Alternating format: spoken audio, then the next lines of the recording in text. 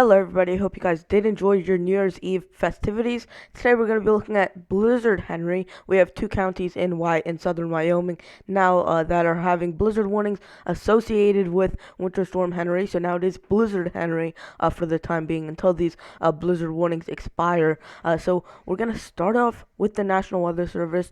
And one thing I want to point out, we are going to be focusing more on the eastern United States today with this storm because we did focus a lot on the western United States yesterday with this storm. So we are going to be focusing on the snow potential within really this area. You'll all have a snow potential from this system, and even I think really stretching down into the southern U.S. You also have a snow potential for those areas, as you'll have that cold air kind of coming in on the backside. You'll still have some of that moisture left in here, and you'll have some snowfall that occurs when you have that cold air and you still have that precipitation in the atmosphere. Now, we are starting off with the National Weather Service. We have winter weather advisories in effect for the Cascades in Oregon and Washington, as well as a bunch of them scattered across the northern and central Rockies. And we have winter storm warnings in those pinks over parts of northern Utah, northern Colorado, southern Wyoming, into western Wyoming as well, southernmost Montana, and into eastern Idaho. We have avalanche warnings in effect in this blue. So if you are going skiing in any of these affected areas, beware of some avalanches that could occur. Also, two blizzard warnings, two areas in blizzard warnings for two counties in southern Wyoming. You also have high wind watches surrounding that in this gold, and that's over Wyoming and Montana as well. Another patch of winter weather advisories over North Dakota and Minnesota. And then you have flood watches in effect for parts of the southeast, and also another area of winter storm warnings and winter weather advisories near the Great Lakes, near Watertown, New York, where you're seeing some lake effect snowfall currently going on, and that could bring up to 6 inches of snow to some isolated locations. Now, we're going to start off here with the European model, and we're going to track this storm out. And we're going to use the European and the GFS model, tracking the storm out with both of those models, and trying to get a general idea of what is going to happen. Now, the European and the GFS model are pretty much agreeing. Once you get past the Mississippi River, though, really once you get past this area and eastward, you're getting into a lot of disagreement. The GFS bring this well to the north, and the European having more of a southerly or more of a central southerly track, kind of like this, where you're seeing the snowfall. So a big disagreement in the models. So we're gonna kind of be looking at all of these models, and we're gonna be looking at the European and the GFS and getting a general idea of what's gonna happen. Now here is the European model, and here is Blizzard Henry, and your Blizzard Henry is right over here, over the Pacific Northwest, and it's gonna kind of track further to the south, and it kind of breaks apart. So now you just have some scattered showers as you're getting into your Thursday morning. You just have some scattered showers, not nothing really too big of a deal, but the big deal is going to be those wind speeds over southern Wyoming into northern Utah and into northern Colorado. We are going to talk about that in just a couple of minutes. Now, this area of moisture right now is going to pick up. It's going to be pulled north due to this jet stream, and they're both going to connect here.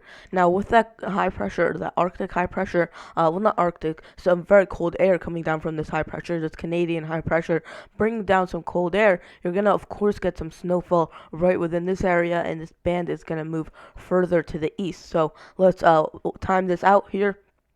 Thursday night, this is when your severe weather will be occurring over parts of the southeast.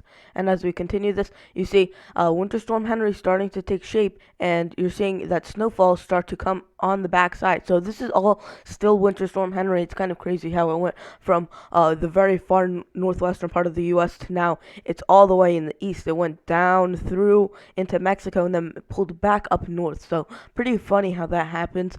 And you have this cold air on the backside bringing snow showers into Illinois, Wisconsin, into Indiana, and even into Iowa and Minnesota as well. And this is all according to the European model. Now, look what the European wants to do. Wants to strengthen this low pressure. This would be by Saturday morning, the 4th of January, and you're seeing very heavy or moderate to heavy snowfall over parts of Indiana and southern Illinois. And as we continue this, you see it only strengthens, moves over the Great Lakes, where it strengthens even more, and now it's in the northeast, bringing the immediate coastal areas with some rainfall and areas from southern Maine all the way down to Tennessee and North Carolina and even northern Georgia, according to the European model, still seeing some light to moderate snow showers. And once you get into the Northeast, it's heavy snow, and that could cause some blinding conditions. Most likely not blizzard conditions, though, but we will probably have some heavy blowing snow,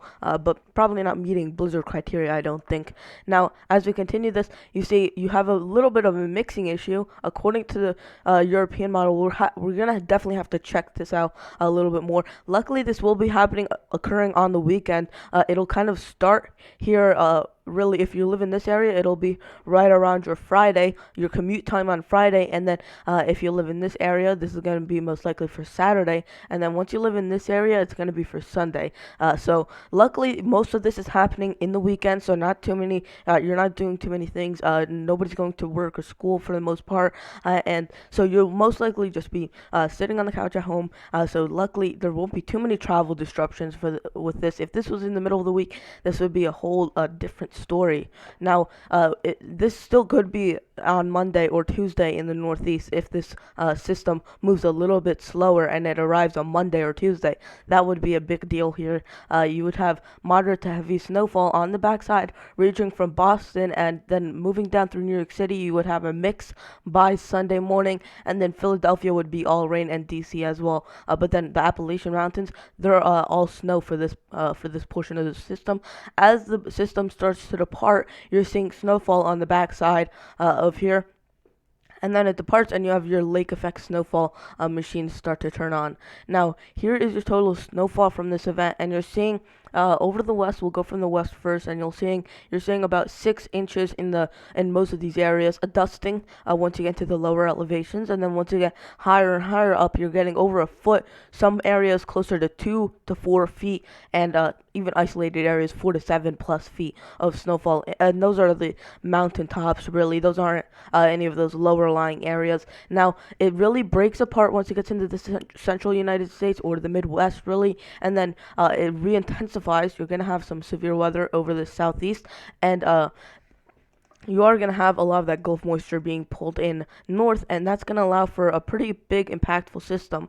You see, anywhere in these blues, you're about 2 to 6 inches of snowfall, so that's a good swath from Kansas all the way to Maine, and then farther into Canada, and then you have another area of 6 to 12 inches, really, in those pink or those purples, and that's really from Missouri, Illinois, Indiana, Ohio, southernmost Michigan, according to the European model, through the Great Lakes and into the Northeast. So through upstate New York into Connecticut, Rhode Island, even into Massachusetts, Boston, Concord, New Hampshire, and then into coastal Maine as well. 6 to 12 inches from this event, and even the European pumping out closer to 18 inches over parts of Indiana and Ohio. So this is going to be a big system that we are going to have to watch. Winter Storm Henry or Blizzard Henry is packing a punch over parts of the western United States so far, and it's going to be packing a punch over parts of the eastern United States as well. Now, we are going to look at some of these wind gusts so that we can see if we are going to have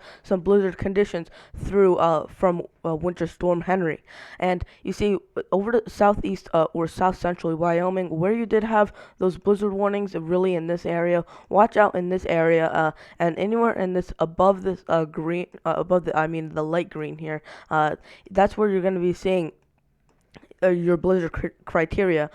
So if you're in this light green or above and you are seeing precipitation or you have blowing snow, you are going to be meeting blizzard criteria as long as it lasts for over 3 hours. Now, as we continue this, you see it does stay along for parts of the south central part of Wyoming, and it really doesn't let up. So you are going to have blizzard conditions for probably closer to a day or two, and if not more, because you do have some blowing snow. You already have a good snow depth in those areas. So you're going to still have blowing snow, which is going to reduce visibility to less than a quarter of a mile.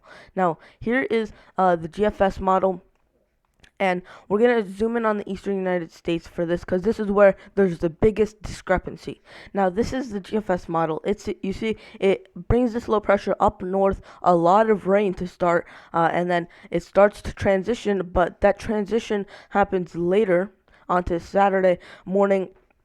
really, and then it kind of moves to the east, but you're not seeing a lot of that more widespread snowfall like the European was indicating, and that's going to bring down total significantly. Also, look where this rain is spreading. It's spreading all the way north into northern Vermont, northernmost upstate New York, northern New Hampshire, and then into coastal, well, really interior Maine is when you start to see that snowfall. So this would be a very warm system like we've been seeing recently over the East Coast. So this would be kind of like what we've been seeing recently. But the European model, which is known as a more accurate model, but does have some of its off days, it does show this system tracking further to the south than where this GFS is showing. Really, once it hits about Missouri, Illinois, that border, it starts to take in a totally different track. The GFS taking the more northern track, the European taking the more southern track. And then as we continue this a little bit more, you're seeing how that snow consistently falls over parts of the northern Maine area. Now here is your total snowfall from this event, and you're seeing over parts of the Midwest and the Great Lakes, you're seeing closer to a dusting to 2 inches if you're lucky, according to the GFS. And the big snow winners are going to be over central Maine and into northern New Hampshire, Vermont, and upstate New York. So really, this is a big difference from what the European was showing, and I'll show you the European again. So this is the GFS model, and then here is the European model. You see, I'll kind of outline where there's 6+ inches on the European model. All in through here is where you're seeing 6+ inches. And then if we go back to the GFS model, you see these areas are getting close to nothing from this event. So big differences, and it's very tiny, minor differences in these models that are going to create a big difference in the end. It's going to make a big change in the end, depending on where this system moves and tracks. It's going to be a real big difference. Now I wanted to show you the last run of the GFS model because it is quite similar. You see here the two different models, and you see a little bit more over central Maine on the previous model run or the current model run, but this is the previous one, not changing too much. So the GFS, I just wanted to show you that so that just to point out that the GFS really is sticking with this idea, and so is the European model. If you went back on the European model run, you're seeing pretty much the same thing. It goes back and forth a little bit, but it's staying with the same general idea. So we have a lot of disagreeing models, and it's going to be a tricky forecast, but definitely a fun forecast. And I'll have my snowfall and rainfall forecast as well as my storm track once we get more of an idea. So I would say probably by Monday or Tuesday, I'll have my forecast ready, or maybe even Wednesday or Thursday. It's gonna be quite a bit until we get all of that model guidance to kind of agree with each other. Now, if you did enjoy this video, please consider liking the video, subscribing, and turning on notifications. I do these videos daily, and I would really appreciate if you did do those things. Anyways, guys, that was Eli the Weather Guy, and I'll see you guys in the next video. Goodbye.